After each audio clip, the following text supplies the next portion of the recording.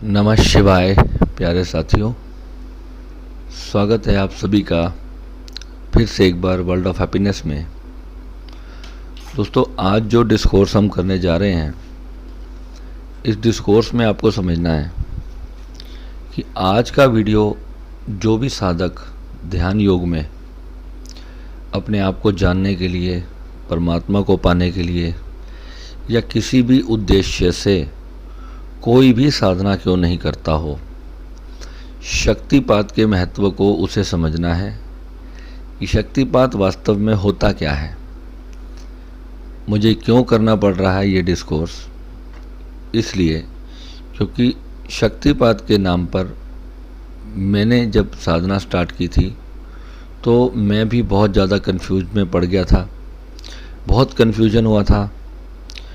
बहुत सारे गुरुओं से मिला, बहुत जगह गया और कईयों से शक्तिपात भी ग्रहण किया और अपनी साधना प्रारंभ की। शक्तिपात होने के बाद मेरे जीवन में एक बहुत बड़ा चेंज आ गया, पूरी तरह से मेरा जीवन ही बदल गया। मैं वो ही नहीं रहा जो मैं था। मेरा बहुत बड़ा नुकसान हो गया। क्या नुकसान हुआ, मैंने क्या खो दिया, आज मैं इस वीडियो में आपको सब कुछ बताऊंगा कि शक्तिपात होने के बाद एक साधक, एक भक्त क्या खो देता है। शक्तिपात के बाद एक भक्त अपनी भक्ति को ही खो देता है। अब वो कैसे होता है, वो आप सभी को जानना बहुत ज़रूरी है। जो इस मार्ग में है, अगर वो शक्तिपात ग्रहण को नहीं समझेंगे तो वो बहुत बड़ी जो भगवान की जो कृपा होती है उससे हम चूक जाएंगे। मेरा मकसद यहाँ पर आप सभी को शक्तिपात के बारे में इतना डीपली बताने का सिर्फ इतना ही है कि भारत में जितने भी लोग मेरा वीडियो देखें, सुने, उन्हें अध्यात्म के इस बहुत बड़े रहस्य का जो पर्दा है वो उनका खुल जाए और उन्हें पता हो कि ये वास्तविकता में होता क्या है, इसकी साइंस क्या है, ये कैसे काम करता है और कैसे हमें चमत्कृत कर करके, हमें बहला फुसला करके, कैसे हमें एक बहुत बड़े सही मार्ग से जो है वो विमुख कर दिया जाता है, दूर कर दिया जाता है। और कौन लोग होते हैं इसके पीछे, उनकी क्या मंशा होती है, क्या स्वार्थ होते हैं, आज इस वीडियो में मैं सब बताऊंगा। ये वीडियो इतना ज़्यादा इम्पोर्टेंट है कि इसे एक सामान्य वीडियो समझ करके इसे कभी भी स्किप मत करना और इसे फॉरवर्ड करके मत देखना। इसे बहुत ध्यान से समझना, एंड तक ये तुम्हारी लाइफ की सबसे बड़ी डिस्कोर्स होने वाली है। क्योंकि सही मार्ग हमें नहीं भी मिले तो भी चल जाएगा, अगर गलत मिल गया तो हम बहुत कुछ चूक जाएंगे। मैं अपनी साधना काल का पूरा अनुभव आज इस वीडियो में शेयर करने वाला हूँ। मेरा स्टार्टिंग अनुभव कैसा था। मैं जब बहुत छोटा था तो मेरे घर में एक भक्ति भाव का माहौल था। शुरू से ही जो है मेरे घर में माता रानी की अखंड ज्योत जलती थी। मैं माता रानी का अनन्य भक्त था। माता रानी से मैं बहुत प्यार करता हूँ शुरू से ही। तो हमारे घर में हमेशा ही एक भगवान का माहौल बना रहता था। मेरे मम्मी पापा, मेरे दादा दादी, हम सभी मंदिर से जुड़े थे। हर रोज़ मंदिर जाता था, भगवान का नाम लेता था, रोज़ हनुमान चालीसा का पाठ करता था, राम नाम का जप करता था। भगवान कृष्ण का मैं अनन्य भक्त रहा। हर तीसरे चौथे दिन, हर हफ्ते 10 दिन बाद मैं वृंदावन जाता, वहाँ पर खूब सेवा करता। जब मैं भगवान बांके बिहारी जी के दर्शन करता तो मुझे ऐसी अनुभूतियाँ होती कि जैसे साक्षात मेरे सामने बांके बिहारी प्रकट होकर के खड़े हैं और मुझसे बात कर रहे हैं। मेरा उनसे एक ऐसा कनेक्शन था कि मैं अपने जीवन के हर सुख दुख में, जब भी मेरे जीवन में कोई भी दुख आता या कोई खुशी आती तो मैं ऐसे भाग करके वहाँ जाता कि जैसे मुझे जाना ही है, मुझे उनसे बात करके आना है। उनकी मूर्ति से डायरेक्ट जैसे मैं अपनी हर बात कहता था। वहाँ पर एक और आश्रम था, श्री प्रिया नीलमणि सरकार। मैं वहाँ जाने लगा। मैं वहाँ पर भी सेवा यथाशक्ति जो भी मेरे से हो पाता था, नाम मात्र, लेश मात्र, जितना भी 1 कौड़ी 2 कौड़ी का मैं वो करता था। तो जितना मेरे से होता था भगवान बांके बिहारी की कृपा, कृष्ण की मेरे पे होती गई और भीतर भक्ति जागृत होती गई। उसी दौरान मैंने भगवत गीता का अध्ययन किया। भगवत गीता का अध्ययन करते करते मुझे समझ आया कि मुझे गुरु की ज़रूरत है, कि मुझे भगवान को सिर्फ भक्ति तक ही नहीं रखना है, मुझे भगवान को मिलना है, मुझे भगवान के दर्शन करने की आग थी। एक ऐसी आग लगी थी, जब मैं भागवत सुनता, मैं अपनी दुकान पर बैठ के सारा सारा दिन भागवत सुनता रहता था। जो भी संत भागवत करते, मैं भागवत सुनते सुनते मैं रोने लगता और मुझे वृंदावन की याद आती और मैं फिर वृंदावन भाग जाता। 1-2 दिन वहाँ पर रहता, वहाँ पर बहुत अच्छे से दर्शन करता, कभी बंदरों की सेवा करता, तो कभी कुछ तो कभी कुछ। तो जहाँ मुझे कोई साधु संत मिल जाते, मैं उनसे पूछता कि भगवान को मिलने का मार्ग क्या है। बहुत भटकता रहा, कहीं से कुछ मिलता नहीं था। तो फिर मुझे शक्तिपात गुरुओं के बारे में पता चलना शुरू हुआ। मेरे उस समय में सोशल मीडिया इतना ज़्यादा एक्टिव नहीं था। आजकल तो जो भी गुरु आता है वो इतनी प्रमोशन करता है कि आप तक उसकी रीच हो ही जाती है। तो जब मैंने पहली बार शक्तिपात का अनुभव किया, तो वहाँ पर जो अनुभव हुआ मैं आज आपको वो बताने वाला हूँ कि वहाँ पर मुझे दिया क्या जा रहा था और मैं समझ क्या रहा था। वही सबसे बड़ा भेद था। वहाँ पर जो मुझे गुरु मिले, मैं यहाँ किसी का नाम नहीं लूँगा, उन्होंने अपने गुरु का एक डिस्कोर्स प्ले किया। वो शक्तिपात ऑडियो था। शक्तिपात ऑडियो जब वहाँ पर चलाया गया तो उसके अंदर जो शक्ति बीज मंत्र होते हैं वो प्ले किए गए। शक्ति बीज मंत्रों का मुझे रहस्य बहुत बाद में समझ आया, जब मैंने माता रानी के बारे में स्टडी किया कि माता रानी वास्तविकता में है क्या। वो जो शक्ति स्वरूपा जब हम उन्हें कहते हैं, तो वो शक्ति क्या है, वो एनर्जी क्या है, वो ऊर्जा क्या है, उसे समझते समझते मुझे बहुत साल लगे। मगर जब मैं उसे समझ गया तो मुझे पूरा रहस्य, पूरा खेल समझ आ गया कि ब्रह्मांड क्या है। और मेरे भीतर से वो सारे अनुभव भगवान ने क्लियर कर दिए। जो मेरे सारे सवाल थे उनका सभी का जवाब मुझे मिल गया।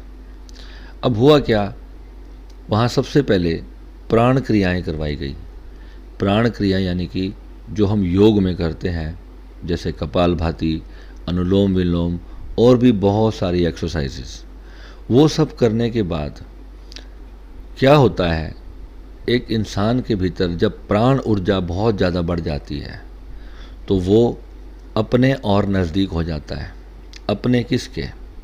अपने खुद के, स्वयं के। तो योग का मतलब क्या है? योग नाम जब दिया जाता है तो योग का मतलब ही होता है जुड़ना। किससे जुड़ना? परमात्मा से। अब हम कौन है फिर? हम परमात्मा से उत्पन्न एक ऊर्जा है, एक अलग आत्मा है।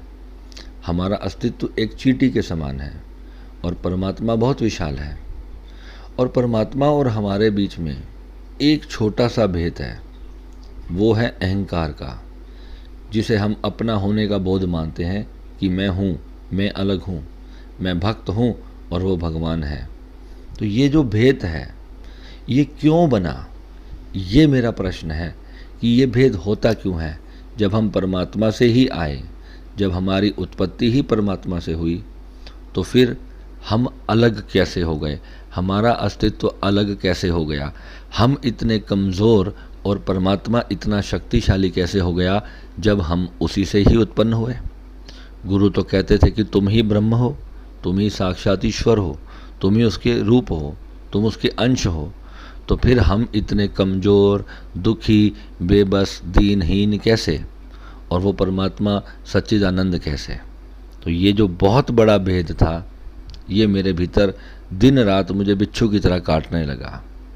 परमात्मा से ही जैसे मैंने कंपटीशन कर लिया, मुझे परमात्मा ही चाहिए था, बस मेरी प्यास उसके बाद शांत होने वाली थी ही नहीं। परमात्मा से कम मुझे कुछ भी नहीं चाहिए था।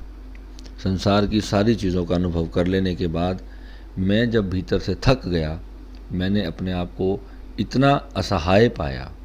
जब मैं किसी गुरु के पास जाता तो सबसे पहले वहाँ पर पैसों की मांग की जाती, इस शिविर का इतना पैसा लगेगा, यहाँ पर ऐसा होगा। फिर वहाँ जाता था तो वहाँ पर दुनिया भर की उनकी ड्रामेबाजी देखने को मिलती थी। तो मैं ढूंढता रहा ऐसे गुरु को कि जो मुझे भगवान का सही मार्ग बताए। तो जब मेरा पहला अनुभव हुआ तो वहाँ पर जब प्राण क्रियाएं करने के बाद जब उन्होंने शक्तिपात देना शुरू किया तो मेरे अंदर एक गज़ब की ऊर्जा आने लगी। एक ऐसी ऊर्जा, मेरे शरीर के रोंगटे खड़े होने लगे, मेरी आंखों से अपने आप आंसू बहने लगे, मेरा जैसे एक गहरा ध्यान कहीं लगने लगा, मेरे विचार समाप्त होने लगे। तो जितनी देर तक वो शक्तिपात चला, उसके बाद मैं जब भी ध्यान में बैठता, मुझे एकदम से मेरे भीतर कुंडलिनी शक्ति का ऊपर की तरफ राइज होना महसूस होता था। मेरे भीतर से मुझे पता लगा कि एक शक्ति है, कुछ जाग गया है मेरे भीतर जो सोया हुआ था। मुझे पता ही नहीं था कि मेरे भीतर एक क्या ऊर्जा है। और वो तीव्र ऊर्जा जब मेरे भीतर जागरण हुई तो मेरे एकदम अंतर का सारा सिस्टम बदल गया। मेरी सोचने विचारने की सारी क्षमताएं बदल गई, मेरी वासनाएं बदल गई, मेरी इच्छाएं बदल गई, मेरे डिज़ायर्स बदल गए, मेरे लक्ष्य बदल गए, मेरे परिवार के प्रति मेरी जिम्मेदारी समाप्त हो गई। मुझे किसी की भी चिंता नहीं रहती थी। उसके बाद से मेरे घर वाले मेरे लिए बहुत परेशान रहने लगे क्योंकि मैं तो टोटल अध्यात्म में चला गया। और मेरे घर वालों को एक ही दिक्कत थी कि हमारा बच्चा जो है वो इस रास्ते पर चला गया, एक एक लड़का है और अब ये जो है ना तो घर बार को देखता है ना अपने बिज़नेस को देखता है। मेरा पूरा काम डूब गया, बिज़नेस डूब गया मेरा बुरी तरह से। और जब बिज़नेस ही डूब जाएगा तो परिवार कैसे चलेगा। किराए का घर था, बहुत ज़्यादा परेशानी होती थी घर को चलाने में। मगर मैं था कि बस सुबह भी ध्यान, शाम को ध्यान, रात को ध्यान। मेरे घर वालों को एक तरह से मेरे से नफ़रत हो गई। मेरे समाज में, मैं अपने मंदिर में बहुत ज़्यादा सेवा करता था, बहुत सच्चे मन से जुड़ा था। हनुमान जी से, राम जी से, कृष्ण से, सबसे इतना प्यार था। सब नशा टूट गया, सारी भक्ति जैसे कहीं पानी में बह गई और मैं बस अपनी उस समाधि में लीन बहुत आनंद में रहने लगा। और कोई आनंद भी नहीं था और कोई दुख भी नहीं था। वहाँ बस मैं अपने साथ हो गया था। मुझे बाहरी दुनिया से मेरा संपर्क पूरी तरह से कट गया था। मुझे किसी से बात करना भी अच्छा नहीं लगता था। मैं जब ध्यान में बैठता, अगर मेरी मम्मी मुझे कोई छोटा सा भी काम बोलती कि जा बेटा सब्जी ले आ या कोई आलू टमाटर ले आ, तो इतनी बात पे भी मुझे क्रोध आने लगता था। यानी कि मेरे भीतर जो हो रहा था वो मेरे गुरु भी नहीं समझ पा रहे थे। उन्होंने तो शक्तिपात दे दिया। अब उन्होंने जब शक्तिपात दिया, उनका क्या स्वार्थ था वो सब मुझे बहुत बाद में पता लगा कि उन्होंने मुझे क्यों शक्तिपात किया। जब मुझे वास्तविकता में पूर्ण गुरु की प्राप्ति हुई तब मुझे शक्तिपात का रहस्य समझ आया कि गुरु कभी शक्तिपात करता ही नहीं। गुरु जो होता है वो हमारे अंतर की उस क्षमता को जागृत करता है जो हम वास्तविकता में हैं। इसे ठीक ऐसे समझ लो जैसे हमारा एक बच्चा है, अगर हम उसे सब कुछ कमा करके दे दें, उसको बहुत सारा बैंक बैलेंस पहले से ही दे दें, तो वो क्या करेगा? वो सारा पैसा उड़ा देगा, खर्च कर देगा। उसे काम करने की आवश्यकता नहीं पड़ेगी। वो कभी भी अपने पैरों पर स्टैंड होकर के कोई बहुत अच्छा इंसान नहीं बनेगा। उसे पता होगा कि मेरे बाप के पास इतना है, मुझे काम करने की क्या ज़रूरत है। वो कभी भी साधना नहीं करेगा। और अगर बाई चांस किसी दिन बाप को कुछ हो गया, बाप मर गया, तो जो संपत्ति बाप उसे दे करके गया है उतनी तो वो खर्च कर लेगा। उसके बाद फिर वो एक भिखारी की तरह भीख मांगने के लिए मजबूर हो जाएगा। और ठीक ऐसा ही हुआ जब मेरे उन गुरुओं के साथ संपर्क टूट गया। जैसे जैसे उनके साधक बढ़ते गए वैसे वैसे मेरी जगह कम होती गई, मैं उनसे दूर होता गया और उन्होंने शक्तिपात करना बंद कर दिया। और जब शक्तिपात होना बंद हो गया तो साधना भी बंद हो गई। वो जो नकली ध्यान लगता था वो भी समाप्त हो गया। यानी कि फिर मैं तड़पने लगा। मेरे अंदर मेरी जो आत्मा थी वो उस शांति को फिर पाना चाहती थी। और जीवन की जो घटनाएं थी, जीवन के जो क्रम थे, जीवन में मैं बढ़ रहा था। उस वक्त मैं अनमैरिड था। उस वक्त एक युवा एनर्जी थी शादी करने का बहुत शौक़ था कि जल्दी से शादी होगी, मेरा घर बसेगा, परिवार होगा, शहनाई बजेगी, है ना। तो ये सब शौक़ हर किसी को होते हैं, मुझे भी थे। और मैं तो उस वक्त एक लड़की के प्यार में भी था, तो बहुत ज़्यादा पागल था उसके पीछे। तो फिर मैं सोचता था कि कैसे मैं कोई ऐसा तंत्र मंत्र सीख लूँ कि जो है मेरा सब काम बन जाए। तो गुरुओं से बात की तो गुरु ने बताया कि इन शक्तियों का कभी दुरुपयोग नहीं करना, नहीं तो ये तुम्हारे विनाश का कारण बनेगी। तो तब से मैंने पूर्ण वैराग्य धारण करके एक समय पे ऐसा भी सोच लिया कि मैं विवाह ही नहीं करूँगा। जब ओशो मेरे जीवन में आए तो ओशो ने आकर के मुझे अध्यात्म की वो सच्चाई दी जहाँ पर कोई शक्तिपात की आवश्यकता नहीं होती।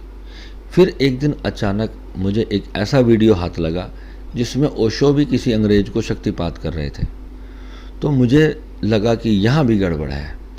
यही गुरु एक जगह पे कह रहे हैं कि शक्तिपात नहीं करना चाहिए और यही गुरु एक जगह पे खुद शक्तिपात कर रहे हैं। तो वहाँ पर मैंने क्या पाया कि ओशो ने भी अपने स्वार्थ में शक्तिपात कई जगह पे कई लोगों को दिया, मगर सभी को नहीं किया। तो जो संपत्ति अगर एक बाप अपने हर बच्चे को देना चाहता है तो वो किसी विशेष वर्ग को ही क्यों दी जाती है। किसी विशेष वर्ग को जब अपनी ओर आकर्षित किया जाता है तो मैंने गुरुओं के इस खेल को बड़े गहराई से समझा और उस दिन मैंने संकल्प लिया। मैंने ये सोचा कि मैं एक ऐसा गुरु बनूंगा जो निष्पाप होकर के, निष्कपट होकर के एक बिजनेस की तरह इस कार्य को करेगा, यानी कि जो सच को दुनिया को पहुंचाएगा। मैंने ये संकल्प लेकर के ये चैनल क्रिएट किया और मैंने ये सोचा कि ये जो पाखंड गुरुओं के नाम पे हमारे देश में चल रहा है इसको पूरी तरह से ख़त्म करना, यानी कि जो हम हैं, हमारी ही अपनी सच्चाई वो जन जन तक पहुँचे कि हमारे भीतर जो परमात्मा है वो कोई और हमें कैसे दे सकता है, जो हमारी ही संपत्ति है, हम जिसे भूले हुए हैं। हमें गुरु से प्रेम तब होता है जब गुरु हमें हमारी सच्चाई को याद दिला देता है और निष्कपट होकर के जब हमें वो हमारे भीतर का वो परम सत्य खोल देता है जो हम वास्तविकता में हैं। और ऐसे गुरु जब हमारे जीवन में आते हैं तो वही वास्तविकता में सनातन धर्म में जब मैंने शास्त्रों में पढ़ा कि गुरुओं को कैसा होना चाहिए, गुरु का स्वभाव कैसा होना चाहिए। गुरु भी एक इंसान के रूप में ही है, उसके भीतर भी वही वासनाएं हैं, वही डिज़ायर्स हैं। वो सब चीज़ों से निकलकर ही वो अपनी जर्नी में पहुंचा है और जो उसने अपने जीवन में अनुभव किए, जो प्राप्त किए, फिर वहाँ से ये खेल शुरू होता है जो शक्तिपात का। तो वो जो खेल है वो मात्र लोगों को जो है सिर्फ अपनी ओर आकर्षित करने का एक जाल है। जैसे एक बहेलिया जैसे जाल फैला करके कबूतरों को फांसता है, ठीक इसी तरह से आप लोगों से पैसे लिए जाते हैं, दान के नाम पर, शिविर के नाम पर और न जाने कितनी तरह के नाम पर। बार बार तुम्हें उकसाया जाता है कि तुम सेवा करो, तुम सेवा करो, और तुमसे मांग करके भी कुछ नहीं ले सकते। उन्हें मांगने में भी इतनी शर्म आती है कि मैं एक कार्य कर रहा हूँ अपने धर्म के लिए और मुझे उसके लिए पैसों की आवश्यकता है, तो वो अपने साधकों से मांग सकता है। गुरु को चाहिए कि उन्हें अपने एक परिवार की तरह रखे, और जैसे हम अपने परिवार में अपने बच्चों से मांग लेते हैं, अपने माता पिता से मांग लेते हैं, तो इसी प्रकार अगर गुरु की भावना है दुनिया का कल्याण करने की, यहाँ पर सबसे बड़ा जो खेल शुरू होता है ना, यहाँ पर गुरु की अपनी भावना पर सब कुछ निर्भर करता है कि वो किस भावना से कार्य कर रहा है। जो बहुत ज़्यादा एडवर्टाइजमेंट करने में लगे हैं, जो लाखों रुपए खर्च कर करके आजकल आपको पता है ये जितने भी यूट्यूब चैनल्स होते हैं या फेसबुक है, ये सब कुछ है, इस पर जो है ये लोग बहुत एडवर्टाइजमेंट के ऊपर पैसा खर्च करते हैं। बड़े बड़े कैमरास लगाना, ये सब करना, ये किन लोगों के लक्षण हैं? ये उन लोगों के लक्षण हैं जो अपनी तुम्हें शक्तिपात के वीडियोस और तरह तरह की चीज़ें डाल के प्रलोभन दे करके किसी तरह आपको अपनी ओर आकर्षित करते हैं। फिर आपको शक्तिपात करके हीलिंग के द्वारा, रेकी एनर्जी के द्वारा आप लोगों की उस कुंडलिनी के साथ छेड़छाड़ कर देते हैं, बिना ये आपसे जाने कि क्या आप सच में उस रास्ते पर जाना भी चाहते हो। क्या आप अपनी जो भी शारीरिक इच्छाएं हैं, जो डिज़ायर्स हैं, क्या आप उन्हें पूरी तरह से छोड़ देना चाहते हो। मैंने जब कुंडलिनी वाला वीडियो बनाया था तो मेरा मकसद उसमें इतना ही था कि क्या आप पूरी तरह से वैराग्य को प्राप्त हो चुके हो, क्या आपको संसार में अब कुछ नहीं चाहिए? क्या आपको विवाह नहीं करना है? क्या आपको संतान नहीं चाहिए? क्या आपको पैसा नहीं कमाना है? अपने परिवार की अच्छी लाइफ नहीं देनी है उनको? और अगर ये सब छोड़ करके अगर तुम्हें साधु बनना है, केवल तभी कुंडलिनी को जागृत करना। अगर तुम्हें महात्मा बुद्ध की भांति होना है, तभी कुंडलिनी को जागृत करना। और उसके लिए भी अगर तुम्हें परमात्मा को भी प्राप्त करना है, अपने स्वयं का बोध भी करना है, तो भी कुंडलिनी जागृत करने की आवश्यकता नहीं है और ना ही शक्तिपात ग्रहण करने की आवश्यकता है। शक्तिपात ग्रहण हम जब करते हैं तो हमारा मकसद सिर्फ इतना ही होता है कि हम एटलीस्ट उसके थोड़ा सा स्वाद हम चख लें, हम क्या हैं। और शक्तिपात का असर होता किन साधकों के साथ है? जिन लोगों के अंदर जितनी ज़्यादा नकारात्मक ऊर्जा होती है, उतने ही ज़्यादा उनके भीतर हलचल होता है। जो जितनी साफ आत्मा होगी, यानी आपको समझना क्या है कि जो हमारा भीतर का जो दर्पण है वो जितना ज़्यादा साफ होगा, हमें उतनी ज़्यादा कम तकलीफ़ होगी, उतनी कम तकलीफ़ होगी अपने शास्त्रार्थ को खोलने में। यानी कि जो हमारे ही पाप कर्म हैं, समझना इस गहराई को, हमारे ही जो पाप कर्म हैं, जब हमारे भीतर की शक्ति जागृत होती है तो सबसे पहले हमारे पाप ही उसके अंदर स्पीड ब्रेकर का काम करते हैं। हमारे चक्रास ब्लॉक होते, चक्रास नहीं खुलते। अब चक्रा जब नहीं खुलेंगे तो फिर उसके पीछे का जो सीक्रेट है वो सब एक साइंस है, एक विज्ञान है कि जो भगवान शिव ने विज्ञान भैरव तंत्र के अंदर हम सभी सनातनियों को दी। भगवान शिव इस संसार के सबसे पहले प्रथम गुरु हुए और उन्हीं का दिया हुआ कोई अपना पेटेंट करा लेता है, कोई अपना कॉपीराइट बना लेता है। हमारे ऋषि मुनि बेवकूफ़ नहीं थे। मैं कल ही अपने एक साधक से बात कर रहा था, मैं कहा जिन्होंने पंचांग के अंदर हजारों साल पहले सूर्य उदय का समय दे दिया, वो कितने बड़े महान गुरु होंगे, उन्होंने क्या ज्ञान प्राप्त किया होगा। अगर मैंने अभी तक वो ज्ञान प्राप्त नहीं किया तो मैं कहीं ना कहीं उनसे बहुत पीछे हूँ। जिन्होंने ज्योतिष विद्या का अध्ययन करके उन्होंने ज्योतिष विद्या का निर्माण किया।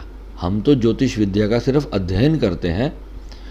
महर्षि पराशर जैसे, भृगु ऋषि जैसे इतने बड़े बड़े संत महात्मा हुए हमारे देश में जिन्होंने ज्योतिष विद्या का निर्माण किया। हम तो सिर्फ उसको पढ़ करके तुम्हें पढ़ा रहे हैं। सोचो कि जिन्होंने निर्माण किया होगा उन्होंने ऐसी कौन सी ध्यान विद्या प्राप्त की होगी कि जिन्होंने लाखों करोड़ों किलोमीटर दूर पड़े सूर्य से होने वाले इफ़ेक्ट्स धरती पे, उसके परिणामों को हूबहू शास्त्रों में लिख डाला। यानी कि मेरे साथ, मैं तुम्हें एक अनुभव बताता हूँ। लास्ट ईयर मेरे साथ एक घटना घटी। वो घटना शनि के जब गोचर होता है, जब शनि की दृष्टि पंचम भाव पर होती है तो जो उसके इफ़ेक्ट्स आते हैं, एग्जैक्टली मेरे साथ वो घटना घटी। और मेरा जो ज्ञान जो था, जो मैं प्राप्त करना चाहता था, वो अचानक एक ट्रिमेंडस बूस्ट पा गया। मैं देखता रहा, मेरा शनि उच्च का है, प्रबल शनि है। और जो शनि देता है, जो हमारी शास्त्र कहते हैं, और जब शनि का अंतर्दशा चली, शनि का समय आया, तो उस समय पर मैंने वो सभी चीज़ें प्राप्त कर ली जो मैं 20 साल से कोशिश कर रहा था। तो मुझे समझ में क्या आया, एक ऋषि ने लाखों साल पहले उसे एक शास्त्र में लिख दिया कि जब शनि ऐसे गोचर करेंगे तो तब तुम्हारे को ये प्राप्त होगा।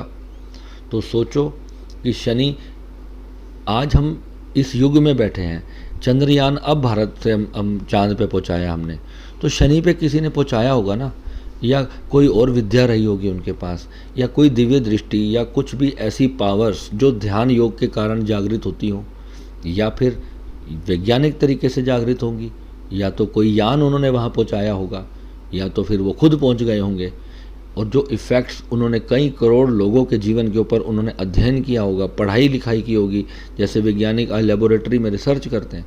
तो सोचो कि वो कितने महान लोग थे जिन्होंने ये लिख दिया कि 5:47 पे आज सूर्य उदय हो जाएगा। और उसी समय पे आप देखते हो कि सूर्य उदय होता है, उस समय आकाश में कोई बादल तक नहीं होता। ये गहराई देख रहे हो आप। हनुमान जी का अस्तित्व, आप सोचते हैं हनुमान जी ने जब छलांग लगाई थी सागर के पार, तो कहते हैं कि कुछ दिखाई नहीं दिया था, कि सिर्फ एक लकीर से जाती हुई दिखी थी। इतनी तेज़ी से हनुमान जी वहाँ पहुँचे थे। अब ये बात विश्वास करने की नहीं होगी। मेरे जैसा वैज्ञानिक बुद्धि, मैं हनुमान जी के ऊपर हमेशा रिसर्च करता रहता था। ढूंढता रहता था इस रहस्य को, या तो हनुमान जी स्वयं आकर के बताएं। मैंने 40 दिन हनुमान जी की साधना की, नित्य प्रति उसके अंदर मैंने जितने हो सकते थे मैं 100 माला जाप करता था कि किसी तरह मेरे हनुमान जी मुझे आकर के एक बार प्रकट होकर के अपना सत्य बताएं, या मुझे कुछ ऐसा अनुभव हो जिससे कि मैं जान पाऊँ। तब मुझे पता चला ये सब साधनाएं, ये सब खेल क्या है, हम कैसे लोगों के, हमें कैसे चीज़ें दिखाई देने लगती हैं, कैसे आने वाली घटनाओं का बोध होने लगता है। जितना जितना विजन आपका क्लियर होता जाएगा, आप उतने जल्दी बागेश्वर बाबा बनते जाओगे। यानी कि आपके पास सिद्धियां आनी शुरू हो जाएंगी। ऐसी चेतनाएं, ऐसी आत्माएं जो ब्रह्मांड में, पाताल में, धरती में, आकाश में विचरण कर रही हैं, उनसे हमारा संपर्क होना शुरू हो जाएगा। वो हमसे डिमांड करती हैं, हम उनकी डिमांड पूरी करते हैं, वो हमारी डिमांड पूरी करते हैं। तो धीरे धीरे जब ये सारी चीज़ें, जब कॉन्शियसनेस का खेल आपकी समझ में आएगा, तब आपको भीतर से ही पता चलेगा। और बिना तपस्या के, बिना साधना के इसको कभी जाना नहीं जा सकता। अब ये जो मोक्ष नाम का सिलसिला है, ये क्या है? मोक्ष एक्चुअल में क्या है? मोक्ष का मतलब है कि आपके सारे मोह खत्म हो गए। मोह का क्षय ही तो मोक्ष है। शास्त्रों में मोक्ष के बारे में एक ही डेफिनेशन है, जिसे मोक्ष प्राप्त होता है वो अपने घर पर बैठ करके, अपने किसी कमरे में आराम से अपनी परमात्मा के साथ अपनी समाधि में लीन होता है। वो जगह जगह जा कर के शिविर, टेंट मेंट नहीं लगाता फिरता। वो लोगों को ढूंढ ढूंढ कर पैसे कमाने के लिए और न जाने किस तरीके से गुरु बनने के लिए, अपनी वाहवाही लूटने के लिए वीडियो नहीं बनाता फिरता। वीडियो हमारे जैसे लोग बनाते हैं, जिन्हें अपना यूट्यूबर हैं हम लोग अपने परिवार को चलाने के लिए यूट्यूब पर आए। ये स्वीकार करने में भी गुरुओं को तकलीफ़ होती है। मैंने पहले दिन कहा कि मैं एक बिजनेसमैन था, मैं अपने लिए मैंने अध्यात्म की जर्नी चुनी थी, मगर जब भगवान ने मुझे ये दिया सब कुछ, मेरे भोलेनाथ ने मेरे पे कृपा करी, तो मेरे से जैसे ज़बरदस्ती ये कार्य लिया गया। ज़बरदस्ती एक शक्ति मेरे से ये कार्य करवाती गई। मेरे पास लोग अपने आप पहुंचते गए। मैंने आज तक, मेरे एक दोस्त ने मुझे कहा कि यार तू ना भाई इसका ना प्रमोशन पे लगा दे, तेरे कुछ ही दिन में मिलियन सब्सक्राइबर हो जाएंगे, फिर तेरे को बहुत पैसे आएंगे। मैंने कहा भाई मैं प्रमोशन नहीं करूँगा इसका। ये चीज़ के लिए मैं सारे जीवन खिलाफ रहा। मैं जिन जिन गुरुओं को गालियाँ देता था इस बात के लिए कि ये जो प्रमोशन करते हैं ये सब पैसे के लालची हैं, तो क्या मैं वही काम जब मैं खुद करूँगा तो मुझे कितनी तकलीफ़ होगी। मैंने कहा अगर मेरे भीतर सत्य होगा तो ये अपने आप प्रमोट हो जाएगा। और आप यकीन मानना, मेरे भोलेनाथ ने इस चैनल को इतना प्यार दिया, आप सबने इतना प्यार दिया। यहाँ पर जो जो सच मैं आपको बताता गया, आप लोगों ने उस चीज़ को समझा, और जो भी मैंने अदना सा ज्ञान प्राप्त किया मैंने आपको शेयर किया। मेरा मकसद सिर्फ इतना था कि जो मेरे झोली में है वो तुम्हारी झोली में भी हो, क्योंकि वो तुम्हारा उतना ही अधिकार है जितना मेरे बेटे शिवांश का है। क्योंकि हम सब एक भगवान के अंश हैं, हम सब उसी के रूप हैं, उसी से उत्पन्न हुए हैं, और हम सब भटके हुए हैं। और हमें समझना क्या है कि जिस चीज़ में हम अपने अस्तित्व को खो के बैठे हैं, और किसने हमसे छीना? इन्हीं पाखंडी गुरुओं ने हमसे छीना, जिन्हें हमें सत्य नहीं दिया गया। अब शक्तिपात वास्तव में क्या है?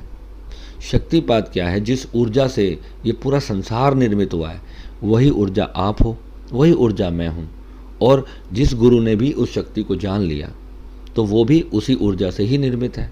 अब सपोज़ मैंने उस चीज़, इसे हमारे योग मार्ग में रेकी विद्या कहते हैं, इसे हीलिंग भी कहते हैं। हमारे बाबा जी इसे हीलिंग कहते हैं। हीलिंग का मतलब किसी जख्म को हील करना।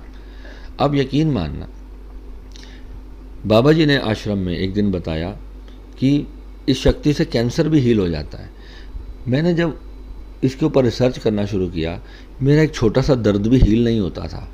तो मैं कहता था, जब गुरुदेव कहते हैं कि इस शक्ति से तो कैंसर भी हील हो जाता है, मेरा एक छोटा सा सिर दर्द भी हील नहीं हो रहा। बल्कि जब मैं शक्तिपात अपना ग्रहण करता हूँ, जब मैं संजीवनी शक्ति का इन्वोक करता हूँ, तो मेरा सर दर्द तो और बढ़ जाता है। क्योंकि मेरी कुंडलिनी सहस्त्रार में फंसी थी, सर दर्द हो रहा था। उसको निजात पाने के लिए मैं और ज़्यादा संजीवनी का आवाहन करता था, मैं और ज़्यादा संजीवनी का इन्वोक करता था, और मुझे और ज़्यादा सर में दर्द होता था। तो परेशानी में चला गया। किसी गुरु के पास मेरा हल नहीं था। भटकता रहा, और अंत में जब मैं अहंकार को समझा, जब अहंकार मेरे भीतर में एक चीज़ मेरे को समझ आ गई कि हमारा अहंकार ही है जो हम अपने आप को भगवान से भिन्न माने हुए हैं, वो रहस्य जैसे अंतर से किसी शक्ति ने मुझे बताया और मुझे पता चला। एक गुरु मुझे प्राप्त हुए, उन्होंने मेरे को अपने आप को मिटाना सिखाया कि अपने आप को मिटाना कैसे है। और जब हम अपने आप को मिटा लेते हैं तो फिर जो होते हैं वो वही होता है, फिर वो हम नहीं होते हैं, वहाँ परमात्मा ही होता है। तो फिर वहाँ पर हम ये बातें करें कि मैं टाइम से परे हूँ, मैं स्पेस से परे हूँ, मैं समय से परे हूँ, तो फिर वो वही बातें होती हैं जो भगवान कृष्ण गीता में कहते हैं। तो मैंने क्या पाया, गीता तो मेरे रोम रोम में बसी थी। मैं लोगों से मैंने क्या पाया कि मैंने अचानक से वही बातें कहनी शुरू कर दी, और जैसे कि मुझे सब कुछ पहले से ही पता था कि मुझे कुछ मिल नहीं गया था कि मैं कुछ पा के बैठा हूँ या मैं कुछ खो के बैठा हूँ जो मुझे दोबारा वापस मिल गया। मैंने अचानक से कहने लग दिया कि मैं ही ब्रह्मांड हूँ, मैं अस्तित्व हूँ। मैं सबसे यही बोलता था, जो मुझे मिलता था, तुम कौन हो, मैं कहता था मैं अस्तित्व हूँ, तुम भी अस्तित्व हो। मेरे मुख से अपने आप ही ये बातें निकलने लगती थी। तो सबके लिए हैरान होता था, एक शराब पीने वाला लड़का, एक कभी नॉन वेज खाने वाला लड़का, ये आज कैसी बातें कर रहा है। सबके होश उड़ गए, मेरे शहर में सबके सब अचंभित हो गए कि ये इंसान जो कभी हमारे साथ घूमता फिरता, खाता पीता, एंजॉय करता था, आज ये कैसी बातें करता है। तो ये सब बहुत ज़्यादा जो ट्रांसफॉर्मेशन जब मेरे भीतर हुई, तब मुझे पाया कि मेरे गुरुदेव की मेरे पर कृपा हुई। और तब जा कर के फिर मैं अपने गुरुदेव के नतमस्तक हुआ और मैंने वहाँ जा कर के पाया वो सब कुछ फिर से चला गया। जैसे ही मैं गुरु के अधीन हुआ, सब फिर से एक बार चला गया। और फिर मैंने अपने गुरु का त्याग कर दिया, और जब मैंने गुरु का त्याग कर दिया तो फिर से वो सब कुछ मेरे पास ही था। और ये खेल बहुत दिनों तक चला। यहाँ पर मैं असमंजस में रहा, मैंने अपने आप को ब्रह्म, परमात्मा और न जाने क्या क्या बोलना शुरू कर दिया। तो भगवानों से, जो भी हमारे भगवान हैं, चाहे वो राम है, चाहे कृष्ण है, मुझे सब ऐसे लगने लगे जैसे कि वो कुछ थे ही नहीं। ये सब अस्तित्व, ये सब चीज़ें हमें समझाने के लिए बनी हैं।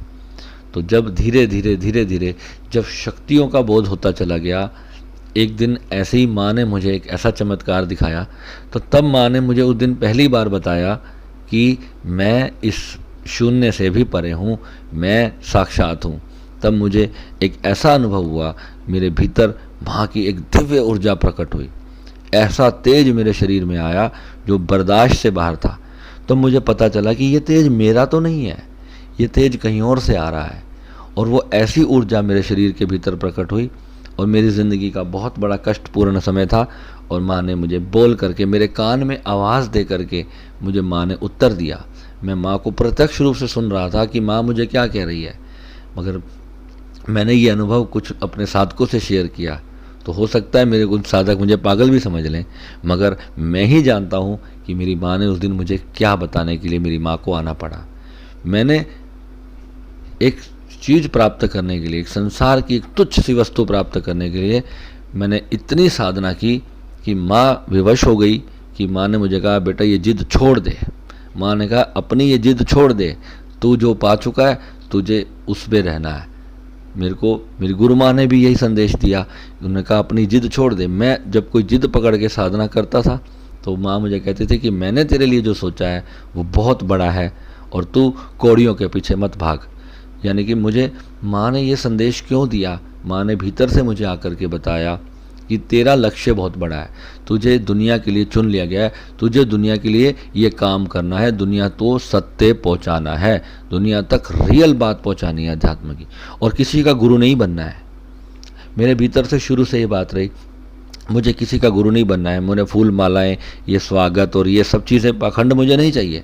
मैं एक चींटी जैसा जीव हूँ, जैसे तुम एक चींटी जैसे जीव हो, और परमात्मा महान है, वो सबसे बड़ा है, और हमें उसी में विलीन होना है। उसी के अंदर जा कर के हमें अपनी रियल जो सच्चाई है अपनी, उसे प्राप्त करना है। ये शक्तिपात जो है, कोई गुरु अपनी उस ऊर्जा को अपने मन के संकल्प से ज़बरदस्ती आपके सहस्त्रार में ठूस दे, इसी को शक्तिपात कहते हैं। और जब तुम अपनी नेचुरल कमाई करोगे, यानी जब तुम अपने भीतर से खुद कमाने लायक हो जाओगे, उस रहस्य को समझ जाओगे। तुम्हारे भीतर 7 चक्र हैं, तुम्हारे 7 चक्रों में कहीं तुम्हारी ऊर्जा बंद है।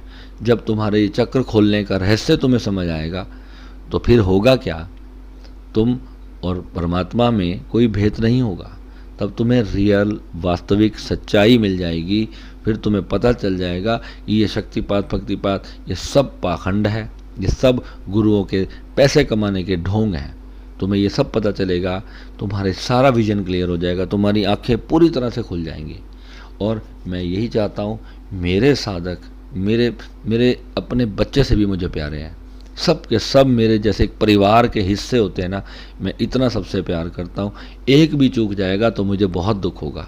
मैं सभी से कहता हूँ कि तुम अपनी साधना में लगे रहो, और जब तुम साधनाएं जो मैंने तुम्हें दी हैं, क्योंकि मैंने ये जो मेरे 50 स्टेप्स हैं, लगभग 48-50 साधना के हमारे स्टेप्स हैं, उन सारे जो स्टेप्स को फॉलो करते गया मैं, और इसी से ही मैंने प्राप्त किया। और अगर तुम भी उसमें करोगे, तुम्हें कभी किसी के शक्तिपात की आवश्यकता नहीं पड़ेगी। आज मैं अपने घर में बैठा हूँ, मुझे अपने गुरु से मिले हुए 10 साल हो गए, मैंने कोई शक्तिपात ग्रहण नहीं किया। फिर भी मैं यहाँ पर बैठ कर के अपने साधकों को 10,000 किलोमीटर दूर अमेरिका कनाडा तक मैं उन्हें शक्तिपात कर देता हूँ। कैसे? कोई मुझे उनके सर पे हाथ रखने की आवश्यकता नहीं। क्यों नहीं है? क्योंकि हम सब अब कनेक्टेड हो चुके हैं, यानी कि मैं उस हर जगह पर हूँ जहाँ पर तुम हो। तो वहाँ से अगर मैं जब तुम्हारा संकल्प करूँगा कि मुझे तुमसे जुड़ना है अगर, तो मैं तुम्हें शक्तिपात इमीडिएटली दे सकता हूँ। मेरा जो भी लोग मुझसे बात करते हैं, कल भी एक साधक ने बोला, कह रहा गुरुजी आपसे बात करते ही शरीर में वाइब्रेशन होना शुरू होता है। क्यों? क्योंकि उसका कोई ना कोई द्वार, कोई ना कोई रिसीवर खुला है। अगर उसके सारे रिसीवर बंद होते तो वो मेरी ऊर्जा को ग्रहण नहीं कर सकता। उसका एक ना एक रिसीवर जरूर खुला है, और आपके अंदर भी रिसीवर्स हैं। जब आप साधना करते हो तो आपके रिसीवर खुलते हैं, और जब सामने कोई जागृत गुरु बैठा होता है, गुरु शब्द से ही मुझे नफरत है, मैं सच बताऊं, हम गुरु जब हम बोलते हैं तो अपने हमारे अंदर एक छोटी सी ईगो जरूर जागृत होती है कि हम तुमसे कहीं बड़े हैं, हम तुमसे कहीं बड़े नहीं हैं। ठीक है, हमने अपना वो दरवाज़ा खोल लिया और तुम्हारा खुलना बाकी है, बस इतना ही फ़र्क है। कोई तुम्हारे से बड़ा नहीं है, कोई तुम्हारे से छोटा नहीं, तुम सब बराबर हो। मगर सिर्फ भेद इतना जानना है कि तुम्हें अपनी उस सुप्रीम रियलिटी को खोलना है, और जैसे ही तुम उस सारे सीक्रेट को ओपन अप कर लोगे ना, ये सब पाखंड ख़त्म हो जाएगा भारत में जितना चल रहा है, और तुम्हारा शोषण होना बंद हो जाएगा, तुम्हें अंतर की रियलिटी मिलेगी। और मैं स्वामी, हमारे ओशो ने हमें स्वामी नाम दिया। स्वामी का मतलब क्या है कि तुम अपने मालिक हुए। मैंने कहा ये स्वामी क्यों बोलते हैं ओशो में सब हमें? वहाँ जब जाते हैं, जो भी मैं गया तो सब मुझे स्वामी जी बोल रहे हैं। तो मैं कहा यार स्वामी का मतलब क्या है, कि हम स्वामी बन गए क्या? स्वामी का मतलब होता है कि अब तुम आज से अपने मालिक हो, अब तुम किसी के दास नहीं रहे। अब किसी का मतलब वहाँ पे किसका नाम लिया जा रहा है, यानी कि किसी गुरु के तुम दास नहीं रहे, तुम स्वामी हो गए।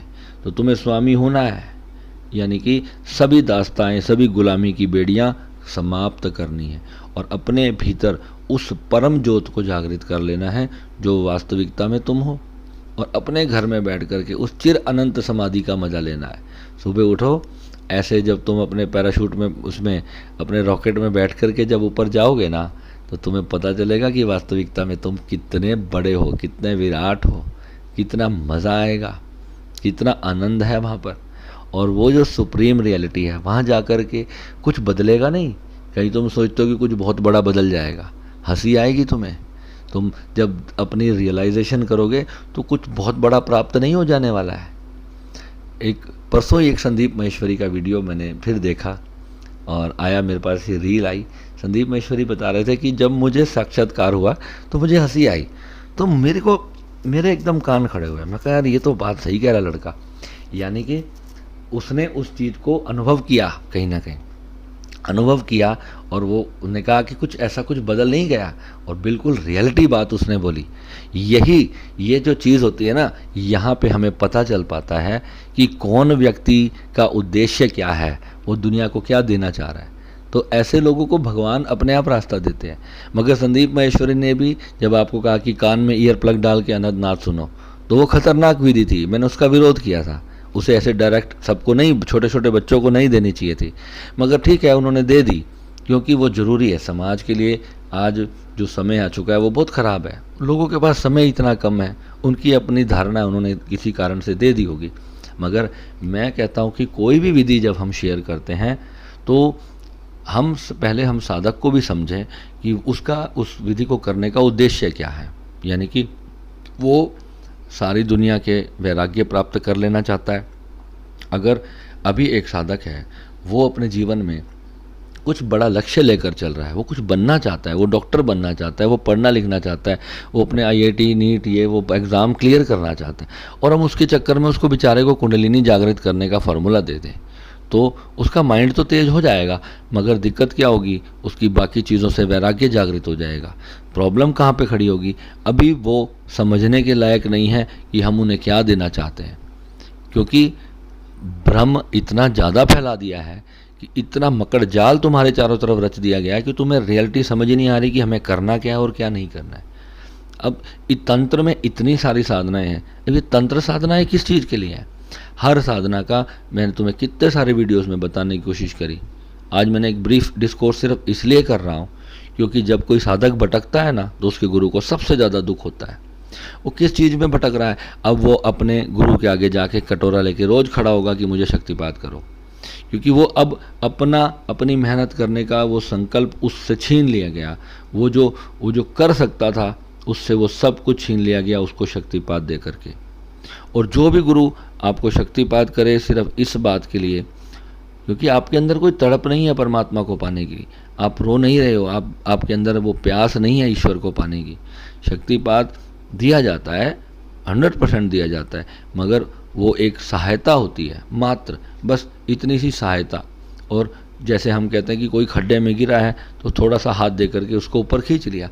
अब ये थोड़ी है कि भाई चलो भाई मैंने तुम्हें निकाला था, अब तुम सारी उम्र मेरी सेवा करो, ऐसा नहीं होता है। तो ये सारी चीज़ें हमें समझनी है कि हमारी दुनिया में इस चीज़ के नाम पर बहुत ज़्यादा पाखंड चल रहा है और गरीब व्यक्ति वंचित रहता है। गरीब को कोई ध्यान नहीं सिखाता, गरीब को कोई योग नहीं सिखाता। क्यों? किसी के पास टाइम है भाई, किसी के पास वक्त नहीं। तो वो काम करके जाना है जो बहुत बड़ा हो, जो सृष्टि और मानवता के लिए बहुत बड़ा काम करे। ठीक है, तो आई होप शक्तिपात के इस विज्ञान को आपको समझ आया होगा कि शक्तिपात और आपकी अपनी मेहनत में क्या अंतर है। जो आपका कमाया हुआ धन है वो आपका है, और भिखारी की तरह भीख में मांगा हुआ धन वो ज़्यादा दिन नहीं चलेगा। अपने भीतर से जब महान साधक बनोगे, अपने उस परम रहस्य को जब तक तुम स्वयं रिवील नहीं करोगे तब तक तुम नहीं जान पाओगे कि भगवान क्या है। और कभी भी अपने भगवान की, अपने इष्ट देव की भक्ति से भी मुख मत हो जाना। कितना भी तुम महान गुरु क्यों ना बन जाओ, अपने जो भी तुम्हारे कुल गुरु हैं, जो भी तुम्हारे, जिस भी तुम मंदिर में जाते हो, जिस भी भगवान की भक्ति करते हो, जिसकी जो दिया बत्ती करते हो, जोत लगाते हो, कभी बंद नहीं करना, क्योंकि उन्हीं की कृपा है। वो साक्षात कॉन्शियसनेस हैं, और वो हैं तो ही तुम्हें आज गुरु भी प्राप्त होते हैं। अगर वो नहीं होते तो तुम्हें गुरु भी प्राप्त नहीं होते। इस बात का ध्यान रखना कि भगवान का अस्तित्व कभी नकार मत देना, मेरी वाली गलती मत करना, क्योंकि जब राहु केतु बिगड़ते हैं ना तो व्यक्ति का पूरा दिमाग बिगड़ जाता है। राहु इतना डेंजरस प्लैनेट है, जो भी वो भी है, प्लैनेट है, छाया है, जो भी है, मगर राहु के ऊपर जो मैंने अध्ययन किया ना, राहु बुद्धि को पूरी तरह से हर लेता है और व्यक्ति को एक ऐसे गड्ढे में डाल के इतना बुरी तरह रुला रुला के मारता है, इतनी सज़ा देता है ये आप सोच नहीं सकते। और ये भगवान ही है जो ग्रहों को चलाते हैं, भगवान ही हैं जो ग्रहों को चलाते हैं, क्योंकि ग्रहों के भगवान अलग थोड़ी हैं, हमारे अलग या उनके अलग, ऐसा थोड़ी ना है, क्योंकि सब एक ऊर्जा के तहत काम कर रहा है। और वो जो ऊर्जा है, वो तुम जिसे ऊर्जा, एनर्जी, आजकल एनर्जी हीलिंग, शक्तिपात, ये सब बकवास जो चल रही है ना, वो क्या है? वो माँ है, साक्षात माँ। जैसे आपके घर में माँ है ना, ऐसे ही वो माँ है। वो बात करती हैं, वो तुमसे प्यार करती हैं। वो ऊर्जा नहीं है, वो एनर्जी हीलिंग नहीं है। पर बाबों ने और गुरुओं ने भगवानों के प्रति भक्तों की श्रद्धा का हनन कर दिया। क्यों? जितना युग बढ़ता जा रहा है, जितनी टेक्नोलॉजी एडवांस होती जा रही है, सच्चाई हमसे दूर होती जा रही है। हमारे अनंत काल से भारत में कितने मंदिर हैं, कितने मंदिर आप गिन गिन के थक जाओगे। हर मंदिर के पीछे अपना रहस्य, अपनी सच्चाई है। वो क्यों बनाए थे? ये वृंदावन जो धाम आप जाते हो, वहाँ पे कृष्ण की भक्ति का इतना आप देखते हो कि कितने लाखों साल से वहाँ लोग आ जा रहे हैं। क्यों? आपके घर कोई क्यों नहीं आता मत्था टेकने? कृष्ण के घर कोई क्यों जाता है? क्योंकि वहाँ कुछ ऐसी शक्ति प्रकट हुई थी भाई कि जिसने पूरी दुनिया को हिला डाला था। आज बोध गया में इतनी भीड़ क्यों है? क्योंकि वहाँ पर बुद्ध अवतरित हुए थे। भगवान बुद्ध ने वहाँ पर आकर के ज्ञान की चिंगारी जलाई थी, उसको अग्नि प्रकट की थी। चाहे वो जीसस थे, गुरु नानक देव जी हैं, जितने भी ये महान लोग आए हैं धरती पे, यही तो हैं जो सब भगवान हैं। यही तो परमात्मा अवतार लेके आता है। गीता में भगवान कहते हैं ना, जब जब जब सृष्टि को जरूरत होती है तब मैं खुद अवतार लेकर आता हूँ और मैं इस माया से परे हूँ, मैंने ही इसको रचा है। और वो मेरा भक्त जो मेरे सगुण साकार रूप की भक्ति करता है वो मुझे अत्यंत प्रिय है। क्यों कहते हैं वहाँ पर? भगवान वहाँ पे कह देते कि कुंडलिनी जागृत कर लो और ब्रह्मी हो, तुम ही परमात्मा हो, मैं तो हुई नहीं। भगवान क्यों, तुम बेवकूफ़ थे क्या? वो तुम्हें पूरा सच्चाई बता रहे हैं। और ये गुरुओं ने ब्रेन वॉश कर करके हम लोगों के बुद्धि को हरण करा। और जब बुद्धि हरण होती है ना तो फिर हम उन्हीं के पीछे चल देते हैं। हमें भक्ति करनी है अपने शिव की, मंत्र जप करना है अपने शिव का, अपनी माता रानी का, अपने कृष्ण का, जो भी आपके इष्ट हैं। पहुँचोगे तुम वहीं, मगर उनके बिना तुम इस संसार की माया से पार नहीं पा सकते, क्योंकि माया तो कृष्ण की है, विष्णु के अधीन है। ठीक है, भगवान विष्णु ही पालनहार हैं और शिव संहार करता है। ये जो हमारे शास्त्रों में, आप शिव महापुराण पढ़ो, शिव महापुराण में लिखा है जो व्यक्ति 110 करोड़ बार ओम नमः शिवाय का जप कर लेता है वो ब्रह्मा बन जाता है, उसे ब्रह्म पद की प्राप्ति होती है। 110 करोड़ बार ओम नमः शिवाय जपना, ये शिव महापुराण के अंदर लिखा है। मगर कोई कौन जपेगा? किसके पास टाइम है इतना भैया? तुम्हें तो अपना ऑफिस जाना है, तुम्हें कहाँ टाइम है ओम नमः शिवाय का जप करने का? ओम नमः शिवाय से भी बड़ा महा मंत्र वो है श्री विद्या का मंत्र। गुरु गोरखनाथ जी, दत्तात्रेय भगवान, मुनि अगस्त्य मुनि, ऋषि मुनियों का सिद्ध किया हुआ ये मंत्र है। तो वो जब पाखंडियों के हाथ ही नहीं लगता मेरे भाई, वो तो गुरु की कृपा से मिलता है। वो तुम्हारी किस जन्म की साधना से तुम्हें प्राप्त हुआ है तुम ये सोच भी नहीं सकते। और जब तुम एक बार उसका अनुभव कर लेते हो तब तुम्हें पता चलता है कि श्री विद्या साधना क्या है। ये शून्य पुण्य सब खत्म हो जाते हैं। अभी तक तो बुद्ध को भी मेरे को लगता है कि श्री विद्या प्राप्त नहीं होगी, जहाँ तक मुझे लगता है। अब मैं इस पर कोई तर्क वितर्क नहीं करूँगा, बस मैं इतनी बात करूँगा कि जो मैंने अनुभव किया है श्री विद्या। अभी मैं 1.5 घंटा ध्यान लगा के अपनी समाधि से अभी बाहर आकर के फिर भोलेनाथ ने मेरे को फिर डंडा दे दिया कि चल बेटा डिस्कोर्स कर एक। क्यों? ये मेरे अंदर रुकेगा नहीं, ये भय के बाहर निकलेगा। ये दुनिया को बोल बोल करके मेरी आत्मा को शांति पड़ेगी। मैं ये सत्य कम से कम 100 लोगों को अगर प्राप्ति करवा दी तो बस वो आगे अपने आप कुछ ना कुछ करते ही चले जाएंगे। जिन्होंने सच पाना है, जिन्होंने मेहनत करनी है, उन्हें किसी गुरु से शक्तिपात की भीख लेने की आवश्यकता नहीं। वो अपने आप घर में बैठ करके साधना करेंगे और उन्हें सब कुछ प्राप्त होगा। जो दिव्यता है, जो गुरुओं ने देना है वो गुरुओं ने दे दिया। अगर हम उसको संभाले नहीं और फिर हम गुरु के अधीन बन के बैठे रहें तो फिर हम कभी कुछ नहीं कर सकते। कम से कम 20 वर्ष मान के चलना, साधना करने के बाद तुम्हारे को ब्रह्म साक्षात्कार होगा, उससे पहले कुछ भी नहीं मिलेगा। और ये पाखंड के ढोंग में मत फंस जाना। बस मैं इतना ही चाहता हूँ कि मेरे जितने भी व्यूअर्स हैं वो कम से कम इस सारे रेकी हीलिंग विज्ञान को, इस शक्तिपात को ख़ास तौर पर ये समझ लें। ये तभी ग्रहण करना जब तुम अपनी संसारिक सारी चीज़ों से फ्री होना चाहते हो, सब कुछ तुम्हारे से बलपूर्वक छीन लिया जाएगा। तो ऐसी विद्याओं को बहुत गहराई से ऐसे गुरु के सानिध्य में रह करके करना चाहिए जो आपको कभी भी नीचे भी उतार सके और ऊपर भी लेके जा सके। यानी आपके पास वो सब तरीके होना चाहिए कि आपको अपने आप को बैलेंस कैसे करके रखना है, अपने जीवन को, अपने परिवार को, अपने बच्चों के साथ अपने अध्यात्म को बैलेंस कैसे करना है। ये नहीं कि आप 24 घंटे समाधि में बैठे हो और बच्चे भूखे मर रहे हैं, तो उसका कोई लाभ नहीं होगा। ठीक है, तो वीडियो बहुत लंबा हो जाएगा। जितना हो सकता था आज मैं आपको समझा सका और आई होप आपको समझ में आया। आप दुनिया तक पहुंचाएं इस सच्चाई को, अपने परिवार को सिर्फ ज़रूर पहुंचाएं और किसी को भले ना पहुंचाएं, कम से कम आपके परिवार के 2 लोगों को ये ज़रूर भेजें जो भगवान की भक्ति करते हैं, जो भगवान को पाना चाहते हैं। रोज़ सुबह मंदिर जाएं, अपने भोलेनाथ की सेवा करें, गौ माता के पास जाएं, गौ की सेवा करें, जीव जंतुओं की सेवा करें और अपनी साधना करें, अपने गुरु का मंत्र जपें, अपने गुरु का जो भी मार्ग है उसको अच्छे से फॉलो करें और एक ना एक दिन आपके भीतर वो सब प्राप्त होगा। और कोशिश करें कि श्री विद्या की साधना एक बार अवश्य ग्रहण करें, तभी तुम जान पाओगे कि श्री विद्या क्या है।